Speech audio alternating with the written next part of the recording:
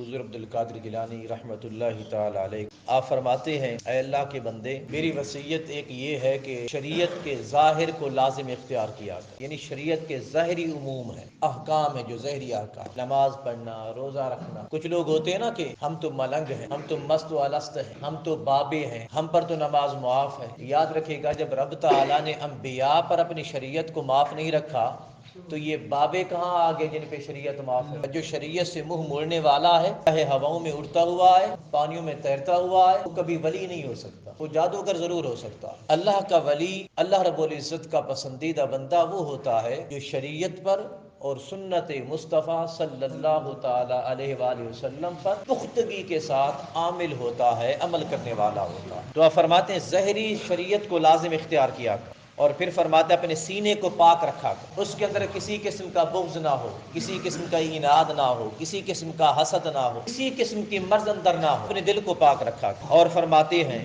اپنے نفس پر سختی کیا کر، شریعت کے حوالے سے اپنے نفس پر سختی کیا کر۔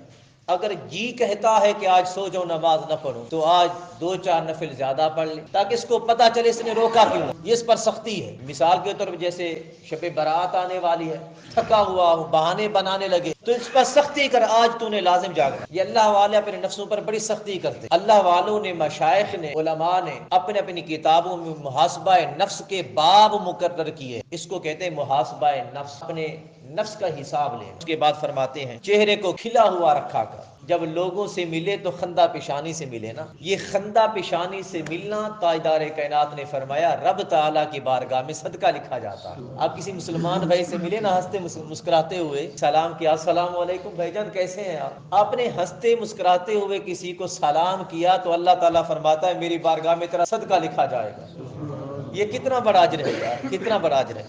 آپ فرماتے ہیں چہرے کو ہنستا ہوا رکھا کر، اور پھر فرماتے ہیں خرچ کی جانے والی چیز کو خرچ بھی کیا کر، یعنی بخیل نہ بنا کر، بخل سے کام نہ کیا کر، سخی بن۔ سخی، آقا نے فرمایا کہ السخی حبیب اللہ ولو کان فاسقا او فاجرا، اگرچہ وہ خطا کار ہی کیوں نہ ہو سخی تو اللہ کا محبوب ہوتا ہے۔ سخی ہو چاہے خطا کار ہی کیوں نہ ہو، فرمایا وہ اللہ کا محبوب ہے، اللہ تعالیٰ اسے اپنا پسندیدہ بندہ بنا لیتا ہے۔ اور اس کے بعد فرماتے ہیں اللہ کی مخلوق کو تکلیف دینے سے رک، اور مخلوق کی تکلیف کو برداشت کیا کر۔ اگر کسی نے تجھے تکلیف پہنچائی ہے تو بدلے میں دوبارہ اس کو تکلیف نہ دے، بلکہ برداشت کر، اور اسی شے کا نام صبر کہلاتا ہے۔ اللہ رب العزت نے قرآن مجید میں کئی مقامات پر ارشاد فرمایا ان اللہ یحب الصابرین، اللہ صبر کرنے والوں کو محبوب رکھتا ہے، پسند فرماتا ہے، کئی مقامات پر ارشاد فرمایا۔ اور پھر آخر میں فرماتے ہیں مشائخ کا احترام کیا، یہ بڑے قابل غور الفاظ ہیں۔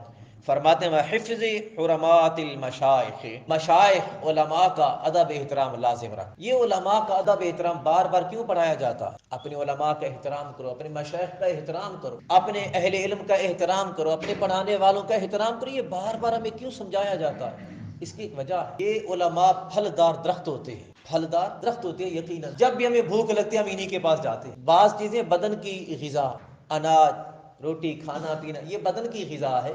بعض چیزیں ایسی ہوتی ہیں جو روح کی غذا ہوتی ہے، ہمارے ایمان کی غذا ہوتی ہے۔ یہ مشائخ اعظام، ہمارے علماء کرام، ہمارے اساتذہ کرام، ہمیں دین کا علم پڑھانے والے، یہ ہماری روح کی غذا فراہم کرتے ہیں۔ تو فرماتے ہیں اپنے مشائخ کا احترام لازم پکڑ، ان کا احترام کیا کر۔ اب اگر مشائخ کا احترام کے حوالے سے دیکھا جائے تو حضرت عبداللہ بن عباس رضی اللہ تعالیٰ عنہ حضور علیہ الصلوۃ والتسلیم کے سگے چچا زاد بھائی ہیں، اور محدث بھی ہیں، حدیثیں لکھتے تھے اور لوگوں کو بیان کرتے تھے، محدث ہیں۔ محدث ہونے کے باوجود اور حضور علیہ الصلوۃ والتسلیم کے قرابت دار ہونے کے باوجود دیکھیے اپنے مشائخ کا احترام کتنا کرتے ہیں۔ اور ہم عصر ہیں، ہم زمانہ، یعنی ایک ہی عمر کے لوگ ہیں۔ حضرت ابن عباس رضی اللہ تعالیٰ عنہ حضرت زید بن ثابت رضی اللہ تعالیٰ عنہ کو دیکھا کہ وہ سواری پہ سوار ہو رہے ہیں۔ حضرت زید بن ثابت سواری پہ سوار ہو رہے ہیں، حضور کے سگے چچا زاد بھائی حضرت عبداللہ بن عباس، عباس کے بیٹے عبداللہ دیکھتے ہیں، چونکہ حضرت زید بن ثابت بھی عالم دین تھے، قرآن مجید کے عالم تھے، حدیث کے عالم تھے،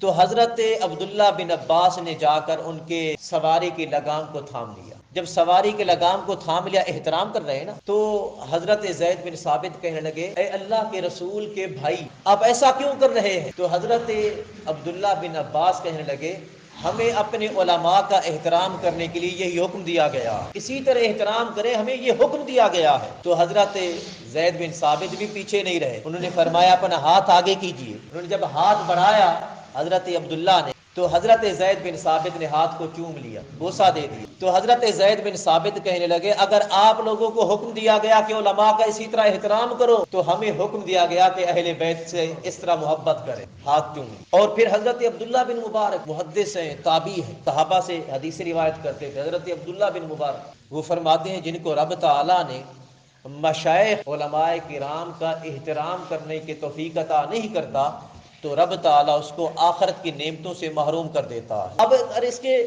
برعکس دیکھیے ذرا، یہ تو انہوں نے کہہ دیا کہ جو علماء کا، اپنے مشائخ کا، اساتذہ کا احترام نہیں کرتا اللہ تعالیٰ اس کو آخرت کی نعمتوں سے محروم رکھتا ہے۔ اب اگر اس کو برعکس کر کے دیکھ لیں، الٹ کر کے دیکھ لیں، معلوم ہوا جس کو رب تعالیٰ اپنے مشائخ، علماء، اپنے اساتذہ کا احترام کی توفیق عطا فرماتا ہے، گویا رب تعالیٰ اس کو آخرت کی نعمتوں سے نوازنا چاہتا ہے۔